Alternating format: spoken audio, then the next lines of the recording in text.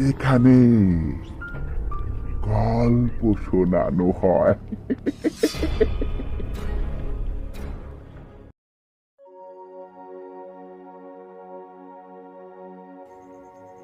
নমস্কার, আমি প্রভাত, আর আপনারা শুনছেন গল্পে গপ্পে প্রভাত। গল্প শুনতে আমাদের সকলেরই ভালো লাগে, সেটি অলৌকিক ভূতের গল্প হোক কিংবা গোয়েন্দা গল্প।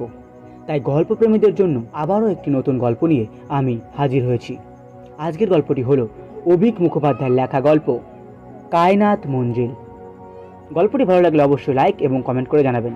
আর হ্যাঁ, নতুন নতুন গল্প পেতে আমার এই চ্যানেলটিকে সাবস্ক্রাইব করতে ভুলবেন না। সাথে থাকুন, সঙ্গে থাকুন, সুস্থ থাকুন। শুরু করছি আজকের গল্প কায়নাত মঞ্জিল।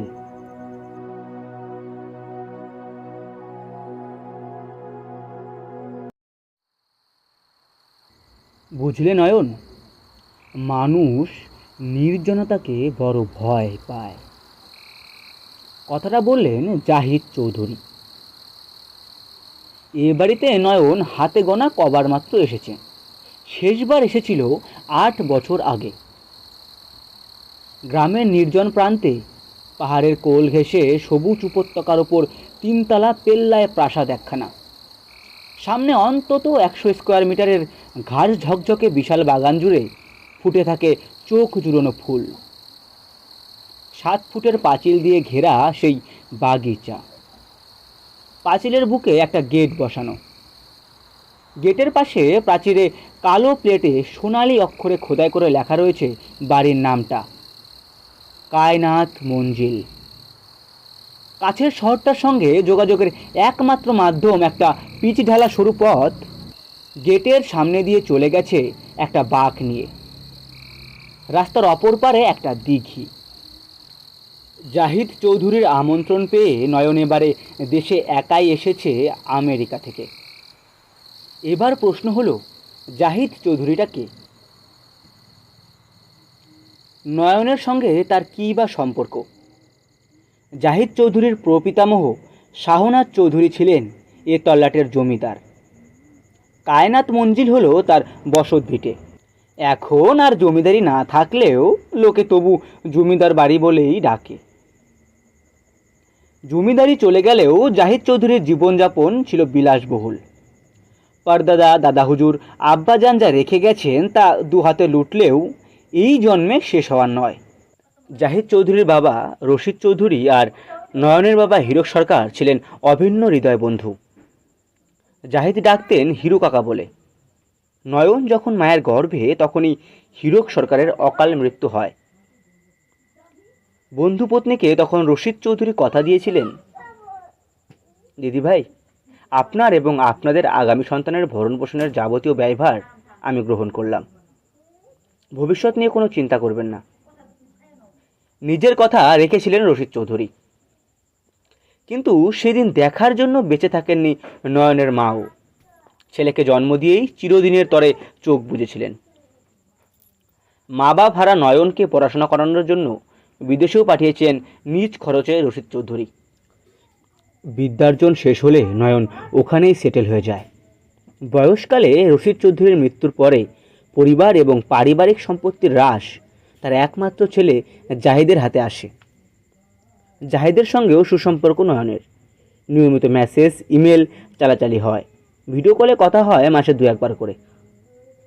মাসখানেক আগে হঠাৎই একদিন জাহিদ চৌধুরী নয়নকে জানালেন, ভাই, আমাদের বাড়িটা বিক্রি করে দিতে চলেছি, তোমাকে যে একবার আসতে হবে।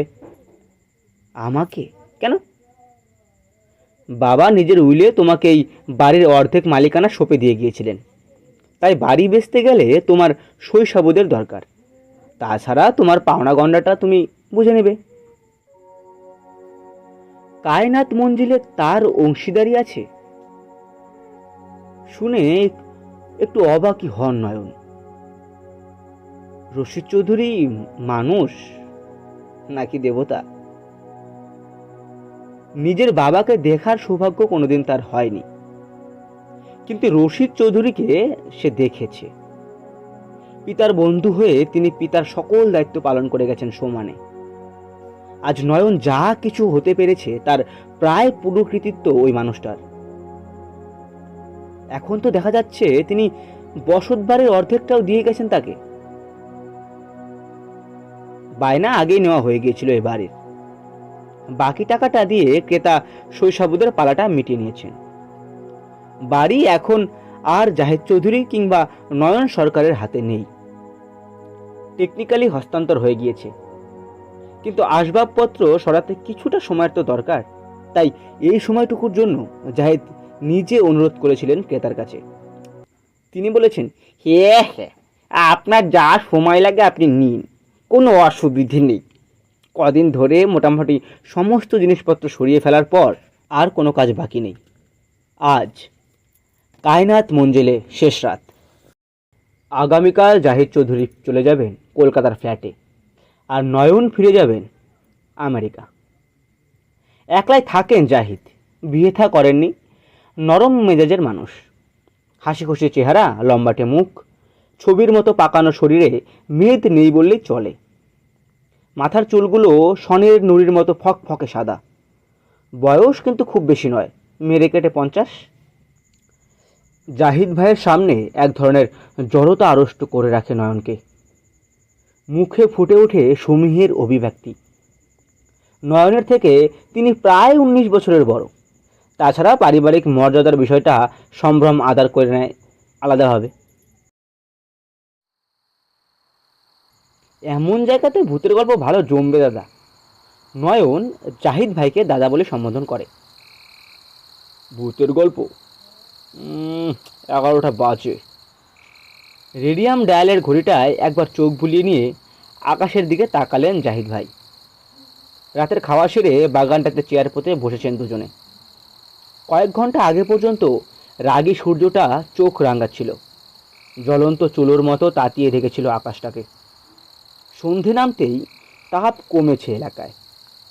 পাথুরে জায়গাতে পাড়া দ্রুত ওঠানামা করে, হাওয়া বইছে, মেঘ টানছে, পুঞ্জ পুঞ্জ কালো মেঘে ভরে গেছে আকাশ।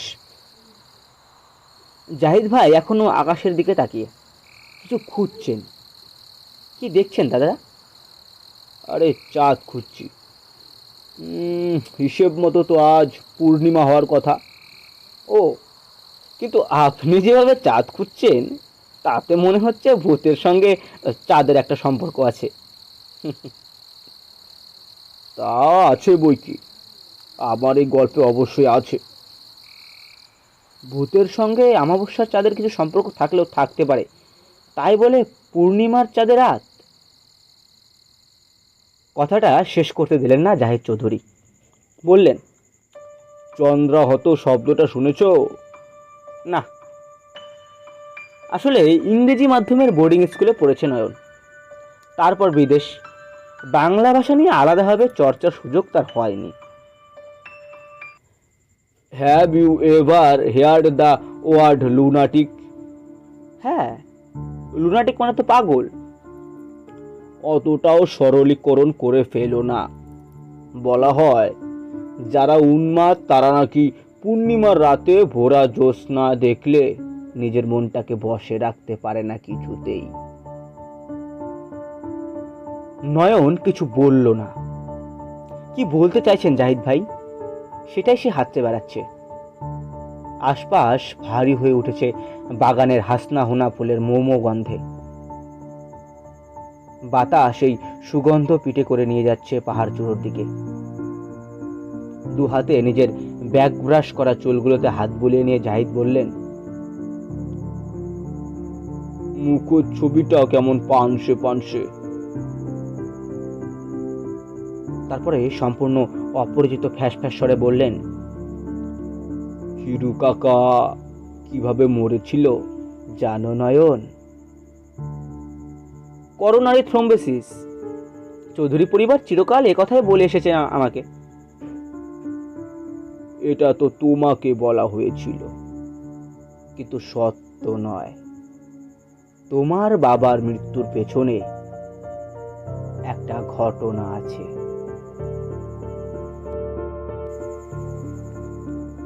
অদ্ভুত একটা দৃষ্টি নিয়ে জাহিদ ভাই নয়নের দিকে তাকালেন। সে দৃষ্টিকে না ছোঁয়া যায়, না পাওয়া যায় তার খোঁজ। বাবা, নয়নের মুখে কথা সরছে না। তোমার বাবার মৃত্যু স্বাভাবিক ছিল না কোনো কালেই। জন্মের আগে বাবাকে আর জন্মের পরপরই মাকে হারিয়েছি। তারপর আপনি আমার অভিভাবকের ভূমিকা পালন করেছেন। শৈশব কৈশোর বোর্ডিং স্কুলে কেটেছে। আপনাদের সঙ্গে দেখা সাক্ষাৎ হতো ওই পুজোর ছুটি কিংবা গ্রীষ্মের অবকাশে। কিন্তু আমি আজ হতবাক হচ্ছি আমার নিজের ইতিহাসকে আমার কাছ থেকে এভাবেই গোপন করা হয়েছে জেনে। প্লিজ প্লিজ একটাবার বলুন। আর একবার হাত ঘড়িটা দেখে নিলেন জাহিদ ভাই। 11:05। দমকা হাওয়া ভেসে এলো এবার, সঙ্গে তাজা ফুলের ঘ্রাণ। ঠিক আছে, আজ সব বলবো।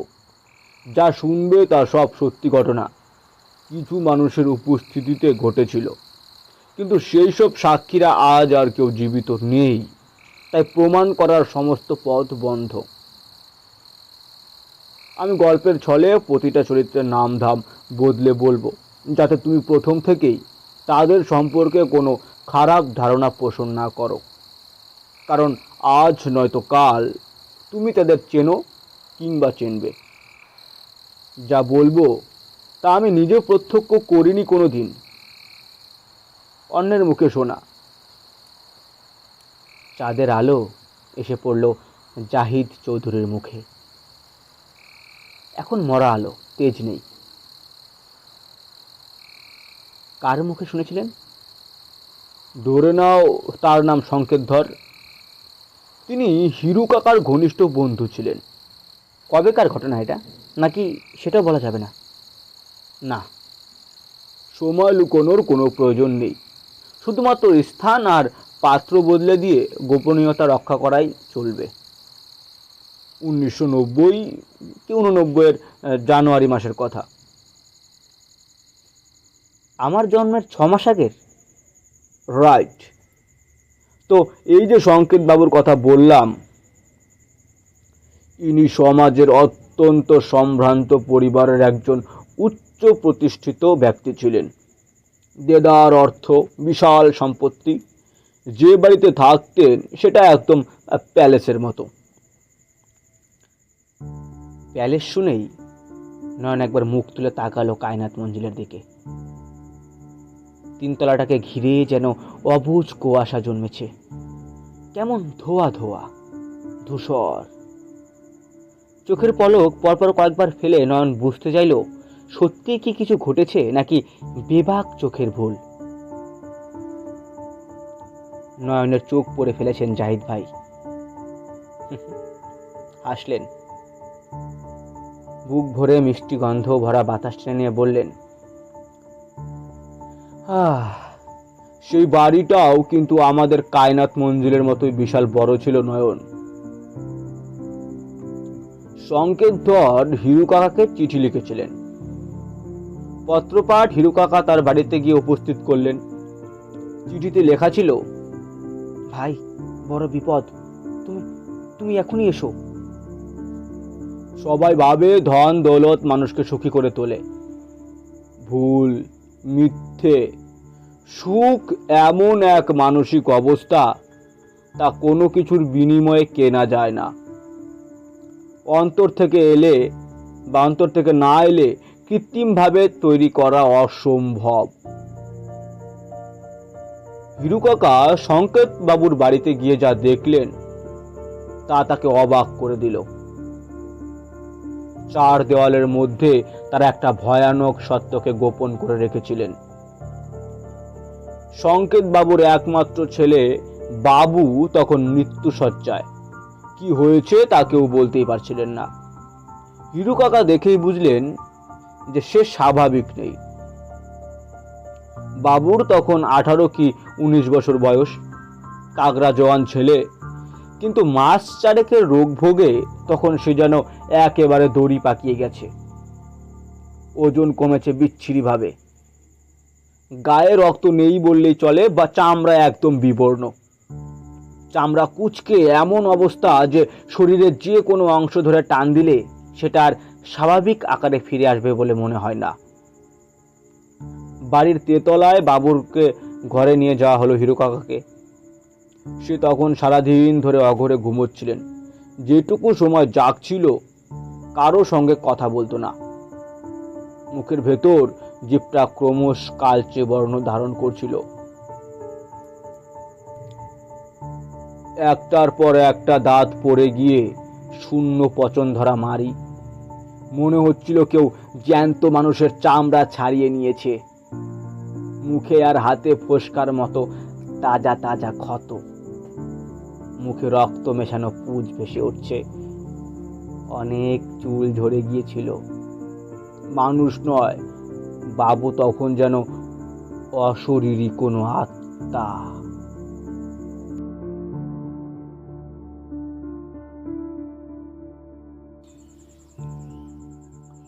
হিরু কাকা ঘরে ঢুকতেই সংকেতবাবু বলে উঠলেন, বুঝলে হিরু, দুর্বল শরীর নিয়ে অন্যের সাহায্য ছাড়া সে এক পাও হাঁটতে পারছে না। কিন্তু কিন্তু পূর্ণিমার রাত এলেই ওর মধ্যে কেমন অস্বাভাবিকতা দেখা দিচ্ছে। রাত বাড়ার সঙ্গে সঙ্গে সে উন্মাদের মতো চিৎকার করে, প্রলাপ বকে। অশ্রাব্য কথার তোড়ে ওর ঘরে কেউ টিকতে পারছে না।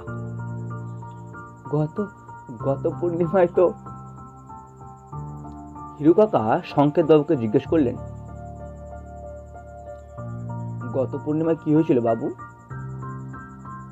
কাপা কাপা হাতে মানুষটা বাবুর ঘরের একমাত্র জানলাটার দিকে আঙ্গুল দিয়ে দেখালেন।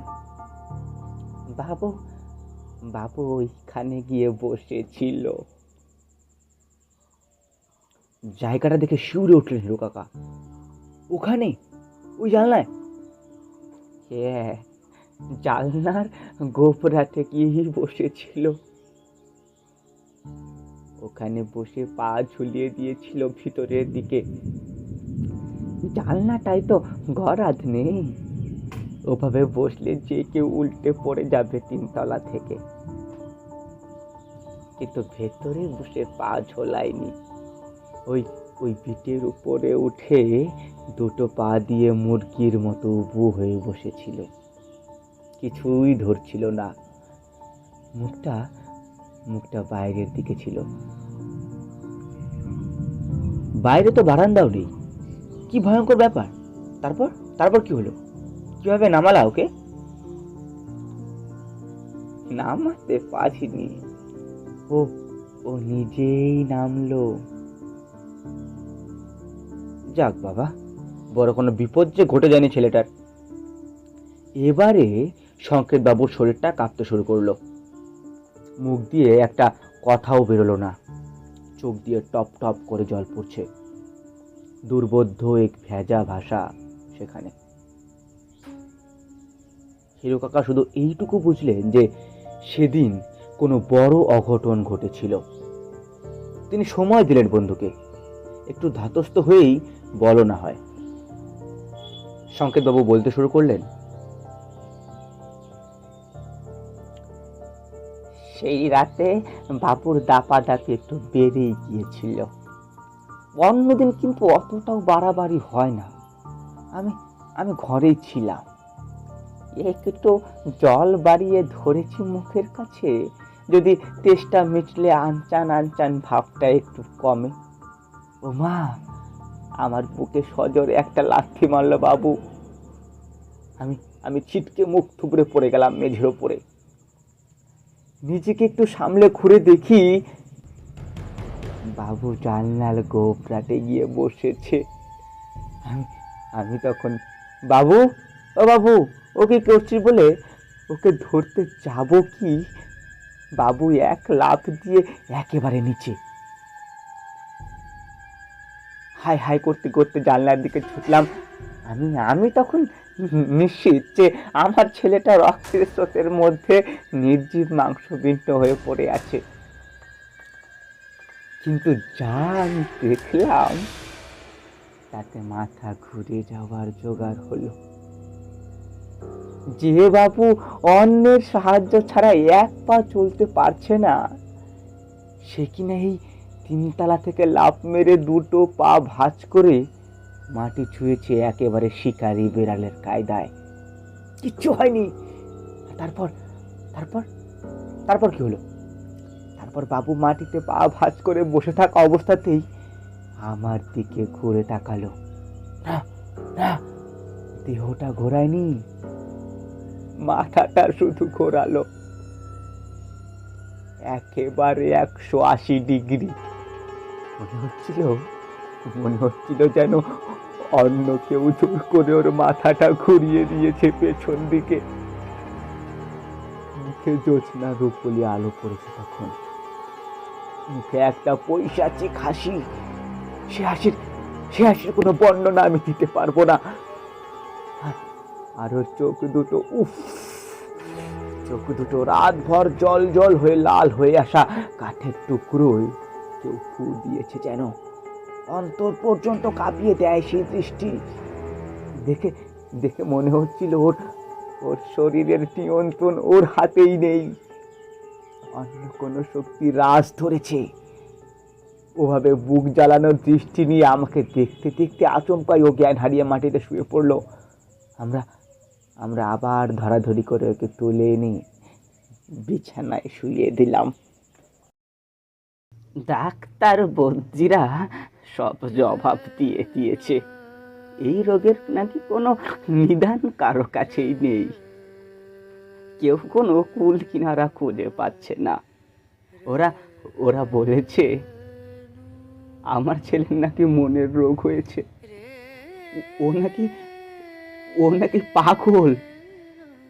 দোহাই বন্ধু, তুমি আমার প্রিয়তম বন্ধু, আমাকে এই বিপদ থেকে উদ্ধার করো। আমি তোমার কাছে চিরকৃতজ্ঞ হয়ে থাকবো। আমার ছেলেকে তুমি বাঁচাও।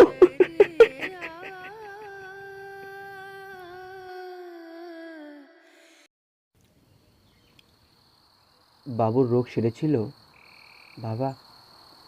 বাবা পেরেছিলেন?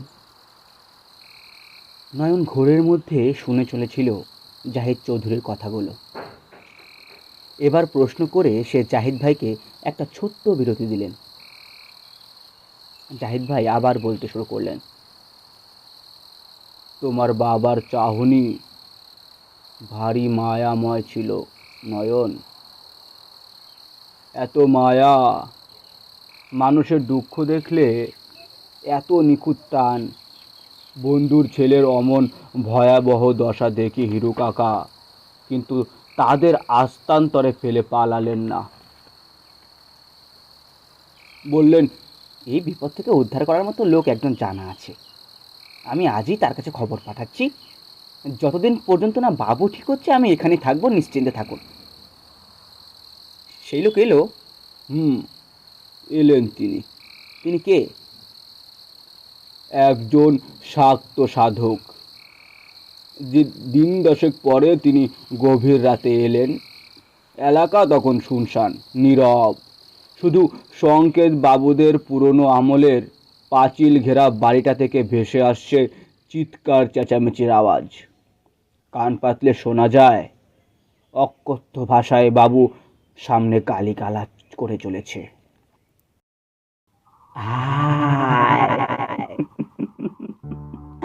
রক্ত খাবো, রক্ত।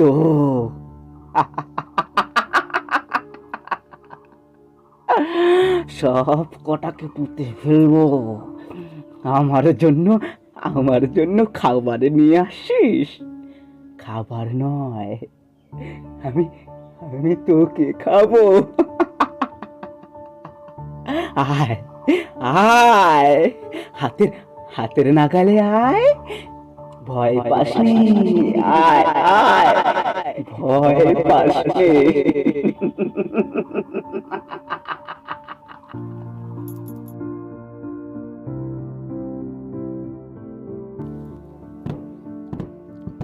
এসবের মধ্যেই সেই সাধক লম্বা লম্বা পা ফেলে সংকেত বাবুদের বাড়ির গেট ঠেলে বাগানে ঢুকে দাঁড়ালেন। 3 তলার ঘরের দিকে তার দৃষ্টি নিবন্ধ। হিরু কাকা ততক্ষণে তাকে বাড়ির ভেতরে নিয়ে আসবেন বলে ছুটে গেছেন। সাধকের দৃষ্টি লক্ষ্য করে তাকে বললেন, মহারাজ, ওই ঘরেই রাখা হয়েছে বাবুকে। জানি। মেঘের মতো গুরুগম্ভীর গলায় সাধক কথাটা বললেন। হীরক, আমায় আমায় ওই ঘরে নিয়ে চলো। আগে আসুন আসুন। দরজা ঠেলে বাবু ঘরের ভেতরে পা রাখলেন সাধক। পেছনে হিরু কাকা, ঘরের মধ্যে খাবারের থালা ধরে দাঁড়িয়ে আছেন সংকেত বাবু। বাবু সন্ধে থেকে বাড়াবাড়ি করছে দেখে তার হাত পা বেঁধে রাখা হয়েছে। আজ পূর্ণিমা নয়, তাও যেন সে উন্মাদ হয়ে আছে। সাধককে দেখেই মাথা নামিয়ে নমস্কার করার চেষ্টা করলেন বাবুর বাবা। চোখে আর্দ্র আকুতি। হঠাৎ হঠাৎ একটা খুনখুনে হাসি শুরু করলো বাবু।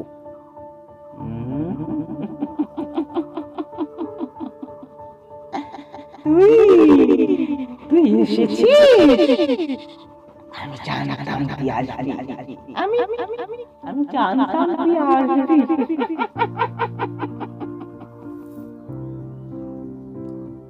সাধক কিন্তু দমবার পাত্র নয়। তিনি হুঙ্কার দিলেন, ওসব ভেলকি আমায় দেখিয়ে লাভ নেই। কে তুই? এই ছেলেকে নিষ্কৃত দে। হাত পা বাঁধা অবস্থাতেই উঠে বসার চেষ্টা করলো বাবু, কিন্তু পারল না। এবার তার দেহটা শূন্যে ভেসে উঠেছে, পেট আর বুক উঁচিয়ে আছে। দৃশ্যটা দেখে ভয়ে সংকেত বাবুর হাত থেকে ভাতের থালাটাই পড়ে গেল।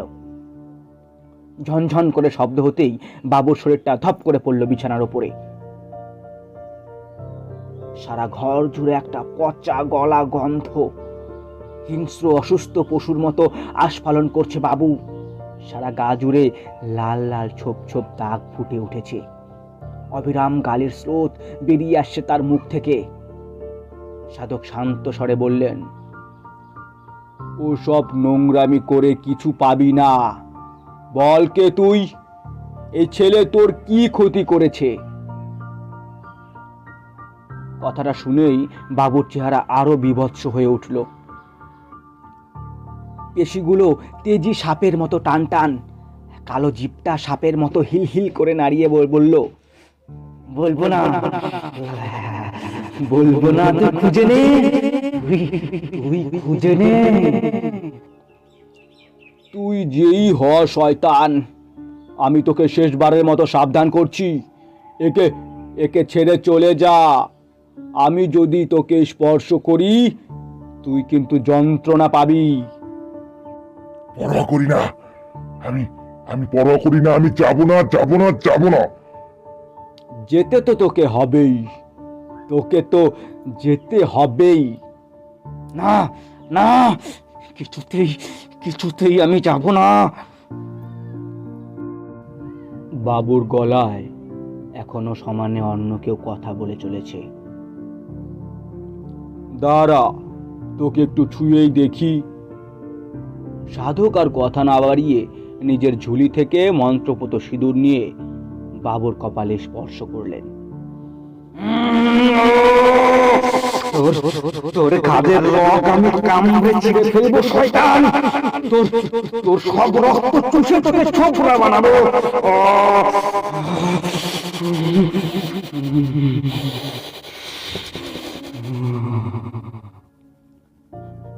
কথা বলতে বলতে বাবুর রক্ত লাল চোখ দুটো ঠিকরে বেরিয়ে আসতে চাইছে। মুখটা আরো পাংশু হয়ে যাচ্ছে। হিরু কাকা আর সংকেত বাবু অবাক হয়ে দেখলেন, সাধকের স্পর্শ করা মাত্র বাবু কেমন যেন জবাই করা মুরগির মতো তরপাচ্ছে বিছানায়। কিছুক্ষণের মধ্যেই বাবুর ঘুম গভীর আচ্ছন্ন হয়ে পড়ল। ছোপ ছোপ দাগগুলো গায়েব। ঘরের মধ্যকার সে পচা গন্ধটাও কেটে গেছে এবার। সংকেত বাবু সাধকের পায়ে পড়ে কাঁদতে লাগলেন। গুরুদেব, আপনি আমার ছেলেটাকে বাঁচান।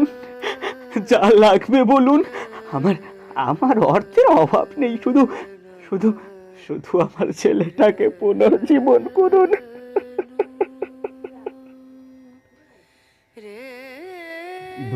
বোকা, টাকা দিয়ে কি সব কেনা যায় নাকি? ওঠ ওঠ, আমার পায়ে পড়ে লাভ নেই, উপরওয়ালার পায়ে পর, কাজে দেবে। একটা নীরব ডাক ফুটে উঠেছে সংকেত বাবুর দৃষ্টিতে। পুত্রের জন্য পিতার একটা করুণ আকুতি।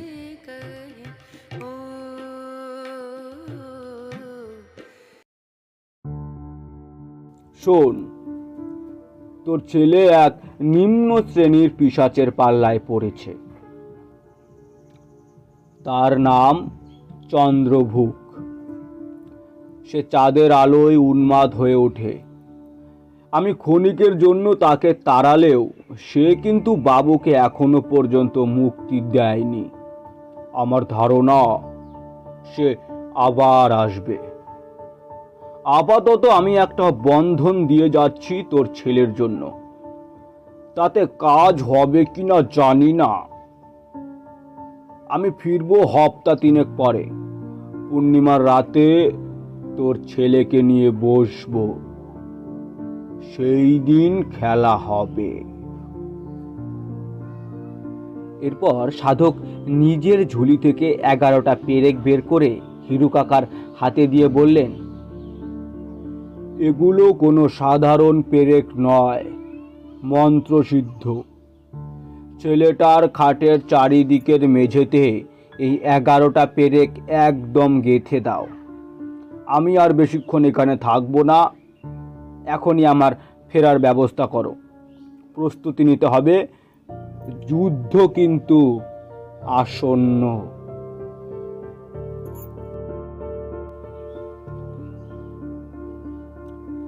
সাধকের সব কথা অক্ষরে অক্ষরে পালিত হলো। তার ফিরে যাওয়ার বন্দোবস্ত করে দেওয়া হলো সঙ্গে সঙ্গে।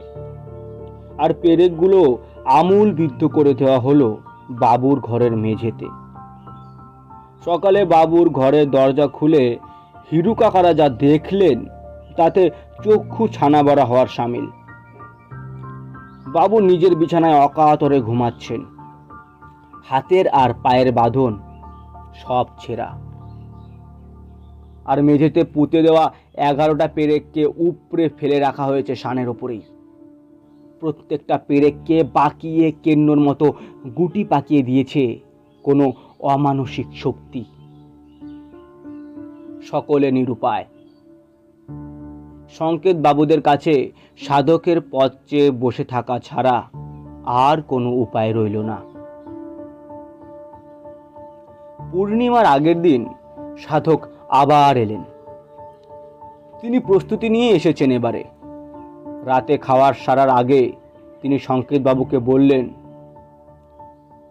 আজ ছেলেকে কোনো কিছু খেতে দিবি নে।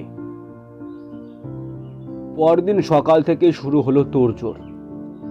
প্রথমেই চুনের মতো সাদা কিছু দিয়ে গোটা বাড়িটাকে পরিধি করে দাগ দেওয়া শুরু করলেন সাধক।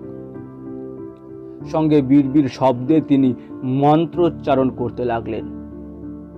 অভিচার শেষ হতে সাধক বললেন, আজ এই বাড়ির ত্রিসীমানায় কাকপক্ষীও আসবে না, কোনো মানুষও আসবে না। তবে আমার এই বন্ধন কেবল সাধারণ মানুষের ক্ষেত্রে প্রযোজ্য। একমাত্র কোনো অস্বাভাবিক কিছুই এর মধ্যে প্রবেশ করবে। এটা কোনো বন্ধন নয়, এটা হলো অপশক্তিকে চেনার চিহ্ন। সত্যি সত্যি সেদিন কেউ আর এই বাড়ির ছায়া পর্যন্ত মারালো না। যে দুধওয়ালা দুধ দিতে আসে সেও কোনো এক অজানা কারণে বেপাত্তা। সন্ধ্যা ঘনাতেই আকাশে উঠল রূপোর থালার মতো গোল একটা চাঁদ। খেলা এবার শুরু হবে। হিরু কাকা সাধককে এসে বললেন, আগে মহারাজ, বাবুর যে ধুম জ্বর হয়েছে। সাধক কিন্তু হাসলেন। আরে হবে হবে, আজ অনেক কিছুই হবে।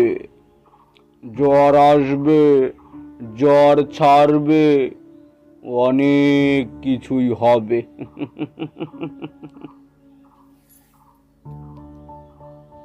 বাগানে যজ্ঞের আয়োজন করেছেন সাধক।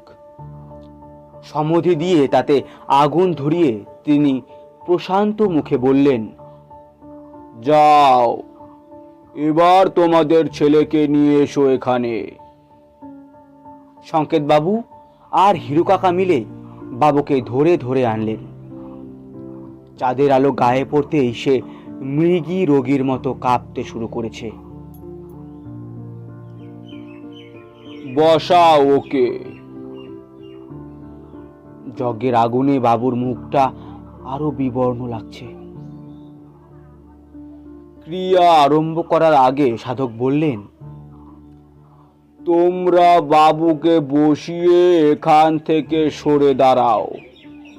আমি তোমাদের গাত্র বন্ধন করে দিচ্ছি। মনে রাখবে, এখানে যাই ঘটুক, তোমরা নিজেদের জায়গা থেকে এক চুলও নড়বে না। একটু ভুলচুক হয়েছে কি, আমি আর তোমাদের ছেলেকে রক্ষা করতে পারবো না। নিজের কথা মতো কাজ সেরে সাধক এবার পূজায় বসলেন। বাবুর বসে থাকার ক্ষমতা নেই, সে আধ শোয়া হয়ে রয়েছে। শুরু হলো যজ্ঞ। সুন্দর চাঁদের আলোয় কেঁপে কেঁপে উঠছে বাবুর দেহটা। কিছুক্ষণ অমন চলার পর আচমকাই মনে হলো বাতাস স্তব্ধ হয়ে গেছে। কোথাও কোনো শব্দ নেই।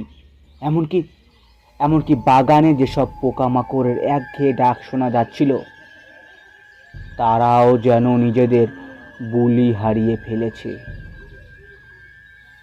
চোখ বন্ধ করে মন্ত্র বলে চলেছিলেন সাধক। এবার দপ করে চোখ খুললেন, বললেন, সে আসে, সে আসে। জান্তব একটা ডাক শোনা গেল খুব কাছে। সবার দৃষ্টি আপনা আপনি চলে গেছে গেটের দিকে। গেট খোলা, খুলেই রাখা হয়েছে কারো আগমনের তরে। সে না এলে যে ফয়সলা হবে না। দুটো জল জ্বলে চোখ দেখা গেল গেটের মুখে, লাল অঙ্গার যেন। একটু একটু করে সেটি এগিয়ে আসছে। সকালে যে ডাক সাধক দিয়েছিলেন তা অবলীলাক্রমে পার করে ভেতরে প্রবেশ করলো একটা কুকুর। বিভৎস দেখতে, যেন সদ্য নরক থেকে উঠে এসেছে। কুকুরটা একটা একটা করে পা এগিয়ে আস্তে আস্তে হিরু কাকাদের সামনে আসতে লাগলো। বাতাস ভারী হয়ে উঠতে লাগলো পুঁতি গন্ধে।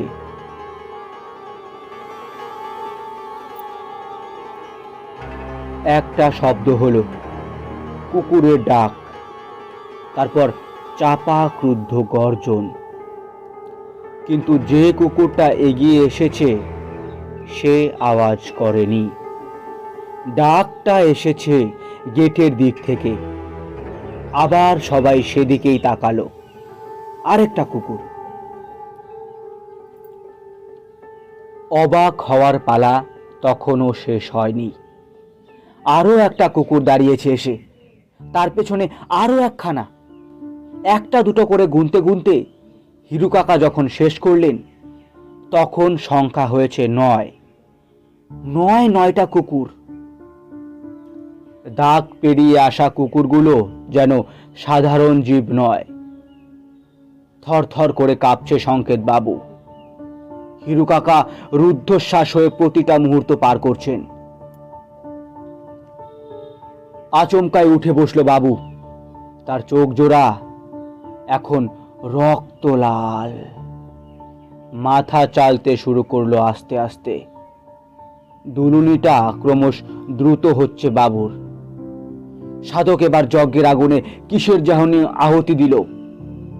সাদা ধোঁয়ায় ঢেকে গেল গোটা বাগান। সঙ্গে সঙ্গে গর্জন করে প্রথম কুকুরটা এগিয়ে এসে বাবুকে লক্ষ্য করে এক লাফ দিল। তা দেখেই আশঙ্কায় বুদ্ধি লোপ পেয়ে সংকেতবাবু তিনি দৌড়ে ছেলেকে বাঁচানোর জন্য এগোলেন। সাধক সেই দৃশ্য দেখে হায় হায় করে উঠেছে। ততক্ষণে হিরু কাকা অবস্থা সামাল দিতে গিয়ে সংকেতবাবুকে আটকাতে চেষ্টা করলেন। দুজনে জড়ামড়ি করে আছড়ে পড়লেন ঘাসের ওপর।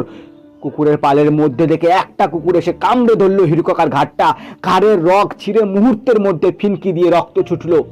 যজ্ঞ পণ্ড হয়ে গেল। নিরুপায় সাধক তখন হিরু কাকাকে আর সংকেতবাবুকে রক্ষা করার জন্য যজ্ঞের আগুন তুলে ছুঁড়ে মেরেছেন কুকুরগুলোকে। কুকুরের দল চোখের নিমেষে সেখান থেকে মিলিয়ে গেল, আর বাবুর মাথা চালতে চালতে মাটিতে লুটিয়ে পড়ল বাগানের বুকে। হিরু কাকার ইনজুরিটা মারাত্মক ছিল। প্রচন্ড রক্তক্ষরণে তার অকাল মৃত্যু হলো সেই রাতেই। এই পর্যন্ত বলে থামলেন জাহিদ চৌধুরী। আর বাবু? বাবু কি? না, বাবুর কিছু হয়নি, সে বেঁচে গিয়েছিল। তবে সেই সাধক বলেছিলেন,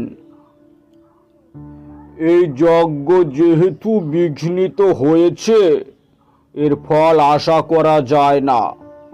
কিন্তু পিশাচ রক্তের স্বাদ পেয়েছে, জীবনের আহুতি হয়েছে, তাই পূর্ণ সম্ভাবনা সে আর ফিরে আসবে না। আশা করি তোমার ছেলে সুস্থ হয়ে যাবে। তবুও এই ছেলেকে একটু চোখে চোখে রাখবে। তার মানে বাবুর সুস্থতার গ্যারান্টি তিনি দিতে পারেননি? সেটাই দাঁড়ায়। সাধক নিজেও বুঝতে পারেননি বাবুর বিপদ কেটেছিল কি না। তবে বাবুর শারীরিক অবস্থার উন্নতি হয়েছিল তারপরে। অদ্ভুত ব্যাপার, আমার বাবার মৃত্যুর রহস্যটা জেনে আজ একটু হালকা লাগছে। শুধু একটা কথাই জানা হলো না। কি কথা? বাবু ওই চন্দ্রভুক পিশাচের কবলে কিভাবে পড়েছিল? বাবুর প্রপিতামহ নাকি বাড়ির গোপন কুঠুরিতে পারলৌকিক চর্চা করতেন, পেট চক্র বসাতেন। তার মৃত্যুর পরে সেই ঘর বন্ধ হয়ে যায়। বাবু কোনোভাবে সেই ঘরের সন্ধান পেয়ে সেখানে ঢোকে। ভুলবশত সেই পেট চক্রকে জাগ্রত করে নারকের দ্বার খুলে ফেলে। তার ফলস্বরূপ চন্দ্রভুক পিশাচের পাল্লায় পড়ে। বাকিটা তো তোমায় বললামই। কিন্তু অত সহজেই বাবুকে ছেড়ে চলে গেল? দেখো, বলা মুশকিল। হয়তো সে অন্য কোনো শরীর পেয়ে সেখানেই বাসা বেঁধেছে। এর উত্তর আমার কাছে নেই। চলো নয়ন, এবার উঠি আমরা। রাত প্রায় 12টা বাজছে। বলতে বলতেই উঠে দাঁড়িয়েছেন জাহিদ চৌধুরী। শেষ একটা প্রশ্ন করব দাদা। কি? বাবুর আসল পরিচয়টা জানতে চাই। আমার বাবার মৃত্যু বাবুকে রক্ষা করতে গিয়েছিল, এটুকু জানার অধিকার অবশ্যই আমার আছে। তবে সত্যি বলতে কি, ওর প্রতি আমার কোনো রাগ নেই। আমি কোনোভাবেই বাবু বা তার পরিবারকে ভুল বুঝবো না। তাহলে বলি শোনো, আমি সেই বাবু। সংকেত ধর আসলে আর কেউ নন, আমার বাবা রশিদ চৌধুরী। পিলে চমকে উঠেছে নয়নের। মেঘ কেটে গেছে আকাশে। চাঁদের আলো এসে জাহিদ ভাইয়ের মুখে পড়েছে। তার হঠাৎ খেয়াল হলো, আজ তো পূর্ণিমা।